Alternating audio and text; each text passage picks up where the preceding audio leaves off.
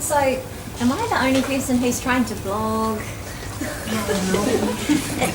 hard work. Some of what you just said resonates with me with things that I'm trying to do. And I suppose I'm going to jump right in and say, is it, for me, representing the library, when I first started doing it, I didn't sign my name, I wasn't hi everyone, but now I've sort of started to do that because I am trying to put that personal face on it. Is that something that you would recommend for bloggers, for organisations? Can I just take a bit of a poll? Who reads blogs on a regular basis, subscribes to one via email? Cool. And who writes one of their own? Okay. Can you just define blog? Yeah, sure. Okay, so basically it's a collection of articles that somebody writes. It could be on a free platform like WordPress.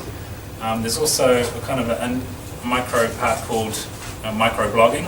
So Twitter is considered a microblogging platform. So you've got 150 characters, whatever it is, to make 140 characters. But I think for the purpose of this, we're talking about sitting down, writing 200, 300 words on an article, and then people can subscribe via email to get automatically notified of those messages. Yeah, it's like an online diary. Yeah, basically. So Yeah. Or you post them to Facebook, have it on your website, it's sort of part of your communication ecosystem. So I think I don't actually subscribe to any blogs these days, like I used to in the early days, whereas I kind of rely on Facebook to float blogs of interest or individual blog articles of interest to me. I guess almost in the way, same with music, that used to, follow a band and buy a whole album. Now you just kind of cherry pick the song you like. I kind of cherry pick blog articles almost, rather than sort of avidly read one blog writer, apart from just a couple. Yep. Can I just start with this bit just by saying that my kind of philosophy with blog writing, my biggest website's got 215 articles or so that's taken me about 5 years to write. And I write my articles for two reasons. Firstly, it's part of me expressing what's happening in my head. Like, even if the audience wasn't there, it would be really useful for me to just think things through in a logical way, get it down, think of a headline, subheadings, bullet points, get all my thoughts together on one particular subject. So I get a tremendous amount of value out of that.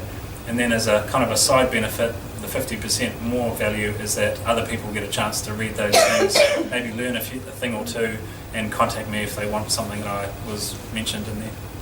It's true, you can learn a lot from this blog. And that must be great for SEO and your Google ranking Yes. on your website. People always ask me, where do I get my clients from? And everyone kind of says word of mouth. My number one is from my articles. I've written so many articles, people do a search for email marketing or blogging or website techniques and stuff like that. They're probably going to come across one of my articles.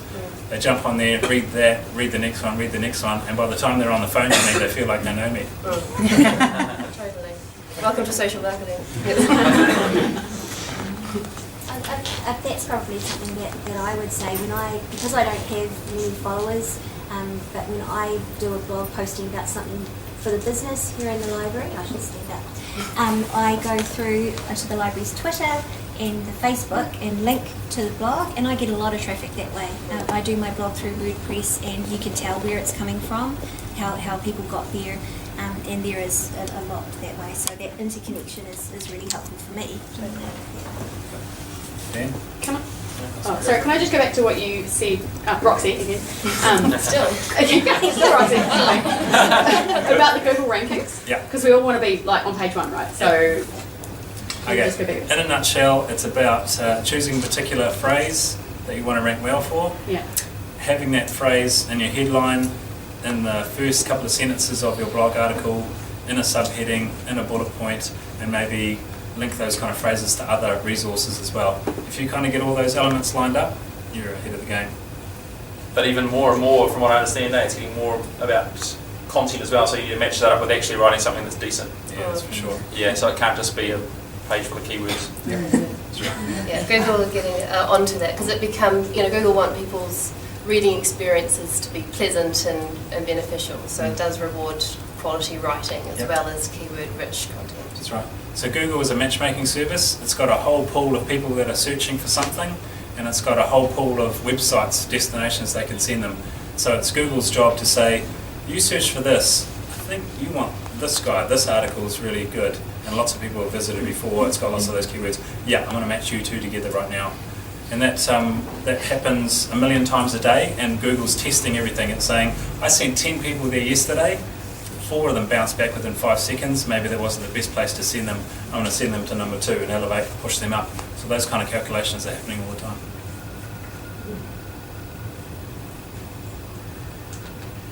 Any other questions about blogging?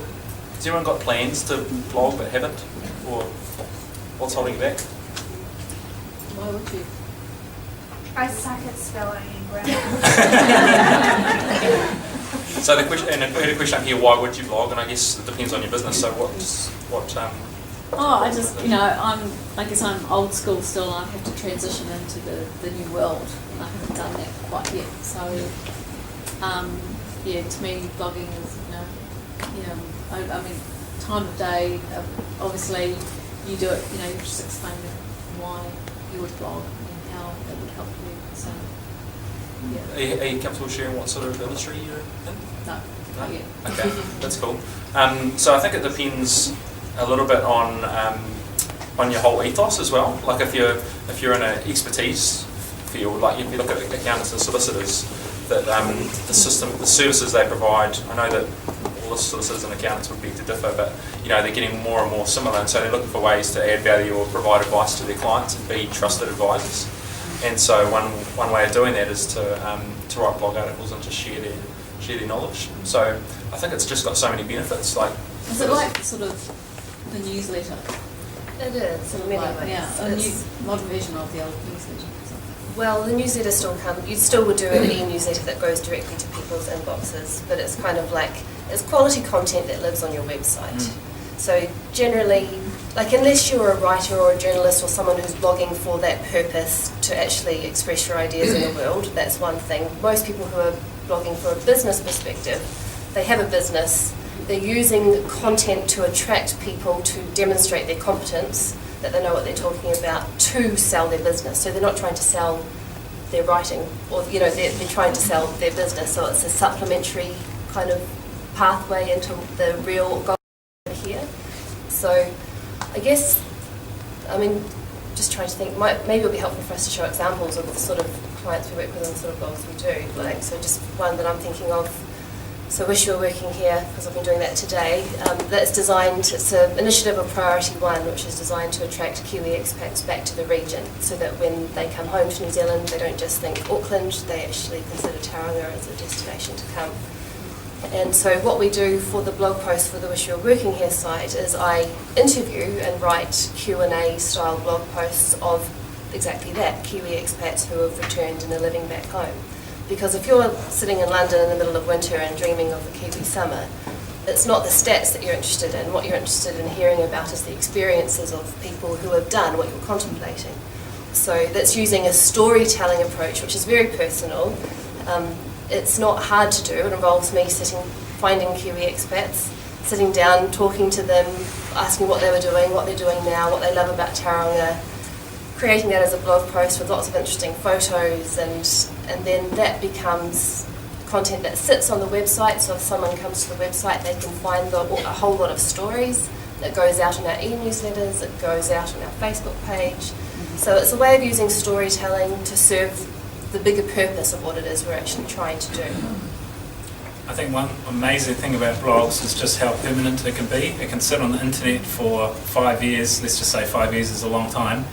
I've had articles that I wrote 5 years ago that I still get phone calls from and inquiries and comments on, and you just don't get that with any other platform. Facebook, a message you put up today, that's gone tomorrow.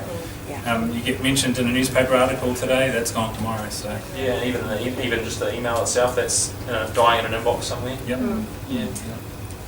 How do you know that traffic's coming from that blog post? Is that interesting? Oh yeah, just your analytics. Just the question. Oh, You said. are we going to go into analytics? No. So I know that we've got lots of books on it. yeah, so Google Analytics is a piece of software written by Google. You attach it to your website and it tells you what pages people look at. Yeah. There's a question at the back. I'm Eileen. Hi. Isn't it a really important thing to understand the platform that you're using before you actually use it, or just take a stab in the dark and say, everyone's reading Facebook, I'll just use it? So you're talking about choosing one Mm. because you're limited on resources and time, something like that, yeah? Yeah, I'd read Gary Vaynerchuk's book. He's got a really good overview on each of the different platforms. Yeah. And he talks a lot about the subtleties between how you communicate on different platforms and what's acceptable on Twitter versus what's acceptable on Facebook and Pinterest and Instagram. All of those are covered in there, and Google Plus, and he even talks a little bit about Vine and Snapchat as well.